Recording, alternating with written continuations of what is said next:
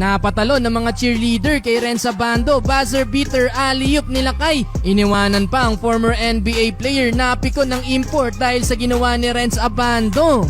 Anyang Red Boosters laban sa powerhouse team ng Japan, ng Chiba Jets. Malakas ang team na to mga bro na so far undefeated din sa tournament. First quarter mukhang ganado ngayon sila Kai. Unang bitaw sa 3, pasok kagad para kay Abando. Kabantayan niya sa game mga bro ang former NBA player at minsan ang nakaharap ni Kai Soto sa NBL na si Xavier Cooks. Binabasa pa nila Kai ang depensa. Wala pang 2 minuto ang nakalipas. Gusto agad mang chase down block nila Kai sa import ng Jets. Sumabit nga lang si Renz at parang mapipikon pa kay kabayan ng import. Medyo alanganin na din kasi ang pag-contest nila Kai sa kalaban. Humingi naman agad ng sorry sa Abando pero parang binaliwala ng import. Halfway mark ng quarter, kontrolado pa ng Anyang ang lead. Mukhang sinisipon pa ata si kabayan. Balanse lang ang scoring ng Red Boosters. Nga pala wala na si Omari Spellman sa team dahil tapos na ang kontrata nito sa Anyang. Parang nalipad lang sila Kai sa depensa. Bago ilabas under 2 minutes, nakakapagdala muna ng assist si kabayan. Turnover na sana pero nailusot pa ang pasa para sa teammate.